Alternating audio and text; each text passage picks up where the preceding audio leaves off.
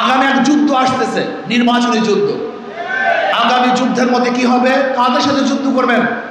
ইসলামের পক্ষে শক্তি, ইসলামের বিপক্ষের শক্তি, ভারতের বিপক্ষের শক্তি, ভারতের পক্ষের শক্তির সাথে একটা যুদ্ধ শুরু হবে। আমি বিশ্বাস করি সেই যুদ্ধে ইসলামের পক্ষে শক্তি বিজয় অর্জন করবে, দেশের পক্ষে শক্তি বিজয় অর্জন করবে, এবং ব্রিটিশরা যারা দালালি করে তারা অবশ্যই পরাস্ত হবে ইনশাআল্লাহ। সেই যুদ্ধের মধ্যে আমরা অংশগ্রহণ করব। সেই যুদ্ধ শুরু হয়ে গেছে। নাহমাদু ওয়া সাল্লি আলা রাসূলিল কারীম, আম্মা বা'দ। আউযু বিল্লাহি মিনাশ শাইতানির রাজীম। বিসমিল্লাহির রহমানির রহিম। ওয়া জাহিদু ফিল্লাহি হাক্কা জিহাদি। সাদাকাল্লাহুল আলিয়্যুল আযীম। সবাই পড়ি সাল্লাল্লাহু আলাইহি ওয়াসাল্লাম।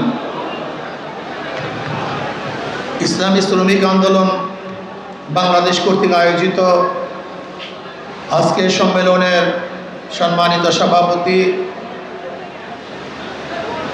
এদেশের লক্ষ কোটি মানুষের হৃদয় স্পন্দন, আমাদের শ্রদ্ধাভাজন আমির হযরত পীর সাহেব হুজুর চরমনাই দামাত বরকাতুল আলিয়া, শ্রদ্ধাভাজন ওলামায়ে কেরাম, নেতৃবৃন্দ, সকল স্তরের শ্রমিক ভাইয়ের আমার,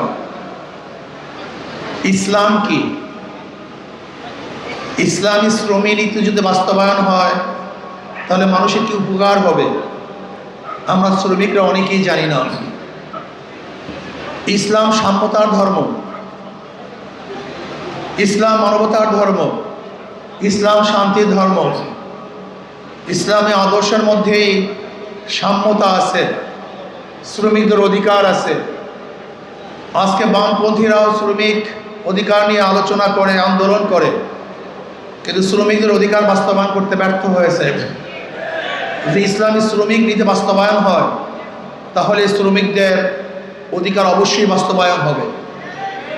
আমরা শ্রমিক মালিকদের মধ্যে শত্রুতা সৃষ্টি করি। শ্রমিক মালিকদের মধ্যে শত্রুতা সৃষ্টি করার মাধ্যমে শ্রম নীতি বাস্তবায়ন হবে না, বরং বন্ধুত্ব সৃষ্টি করার মাধ্যমে শ্রম নীতি বাস্তবায়ন করা সম্ভব। কোনো শ্রমিকদের উপরে কোনো মালিক যদি জুলুম করে অবশ্যই সম্মিলিতভাবে তা আমরা প্রতিহত করব।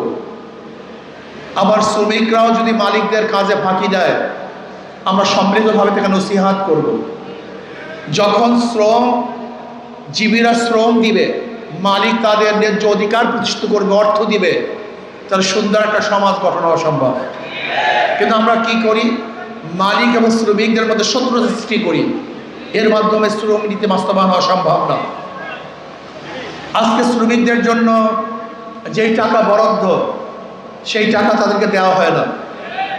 আমাদের পূর্ব বক্তা বলেছেন 1 লক্ষ কোটি টাকা বরাদ্দ করা হয় এই শ্রমিক জীবী মানুষদেরকে অধিকার ফিরিয়ে দেওয়ার জন্য, তাদেরকে সুখ শান্তি দেওয়ার জন্য। কিন্তু সে সমস্ত টাকাগুলি কোথায় চলে যায় আমরা নিজেরাও জানি না।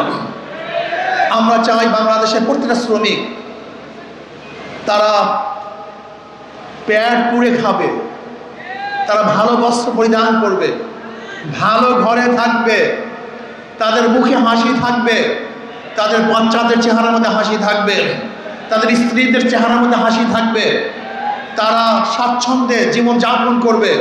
এরকম শ্রমিক নীতি আমরা বাস্তবায়ন করতে চাই। আমরা কি চাই? আমরা চাই বাংলাদেশকে এমন এক রাষ্ট্র গঠন করতে যেখানে হাসবো সবাই সম্মিলিতভাবে একই সাথে হাসবো, কাঁদবো সবাই একই সাথে কাঁদবো, খাবো সবাই একই সাথে খাবো, আমরা ভালো থাকবো সবাই একই সাথে ভালো থাকবো। কেউ গাছতলায়, কেউ 100 তলায়, এই ব্যবধান আমরা চাই না। কেউ হাজারো বস্ত্র পরিধান করবে আর কেউ বস্ত্রহীন থাকবে, এই সমাজ আমরা চাই না। কারো দস্তারখানে হাজার ধরনের খাদ্য থাকবে আর বাংলাদেশের মানুষ ওই ডাস্টবিনে কাক এবং কুকুরের সাথে খাদ্যের জন্য লড়াই করবে, এই রাষ্ট্র আমরা চাই না। কারোর সুকেসের মধ্যে হাজার ধরনের বস্ত্র থাকবে আর বাংলাদেশের হাজারো মানুষ বিবস্ত্র অবস্থায় রাস্তায় ঘুরবে, এই আইন আমরা চাই না। আমরা চাই না আমাদের বাংলাদেশের কোনো মানুষ গাছতলায় আকাশের নিচে থাকবে, এরকম বাংলাদেশ আমরা চাই না। আমরা চাই বাংলাদেশের সমস্ত মানুষ ভালো থাকবে, ভালো খাবে, ভালো পড়বে, ভালো চিকিৎসা করবে, ভালো শিখবে, এরকম রাষ্ট্র আমরা গঠন করতে চাই। আর সেই রাষ্ট্র গঠন করার জন্য প্রয়োজন হলো ইসলাম হুকুমত। ইসলামের হুকুমতের বাইরে আসলে কেউ কাউকে মর্যাদা দিতে পারে না। আগামী এক যুদ্ধ আসতেছে, নির্বাচনী যুদ্ধ। আগামী যুদ্ধের মধ্যে কি হবে? কাদের সাথে যুদ্ধ করবেন? ইসলামের পক্ষে শক্তি, ইসলামের বিপক্ষের শক্তি, ভারতের বিপক্ষের শক্তি, ভারতের পক্ষের শক্তির সাথে একটা যুদ্ধ শুরু হবে।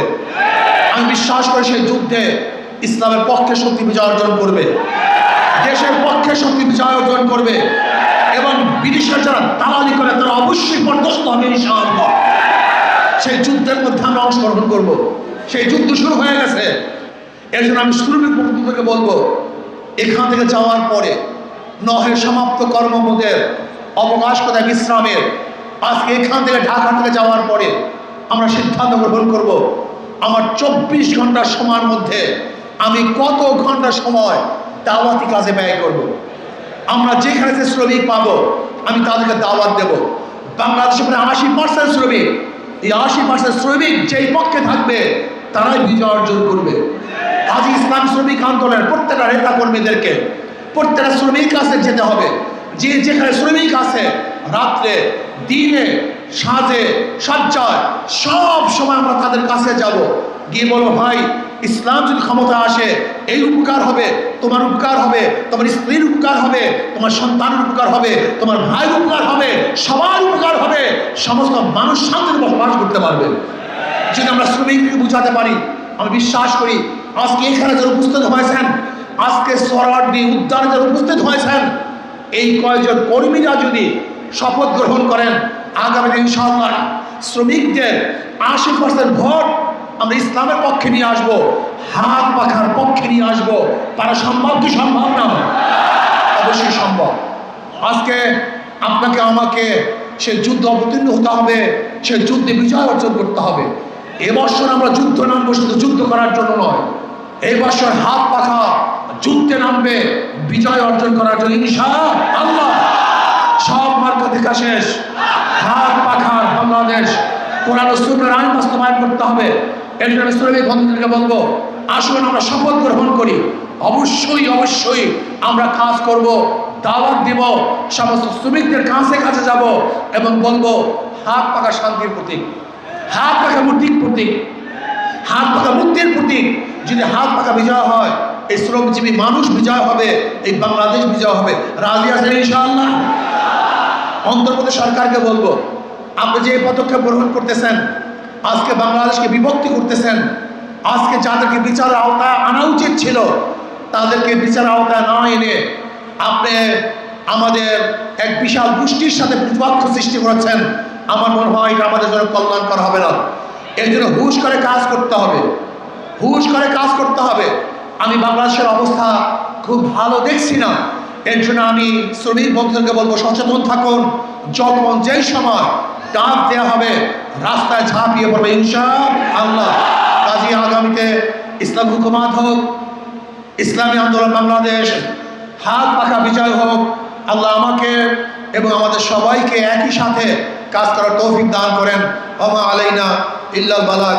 আসসালামু আলাইকুম ওয়া রাহমাতুল্লাহি ওয়া বারাকাতুহু।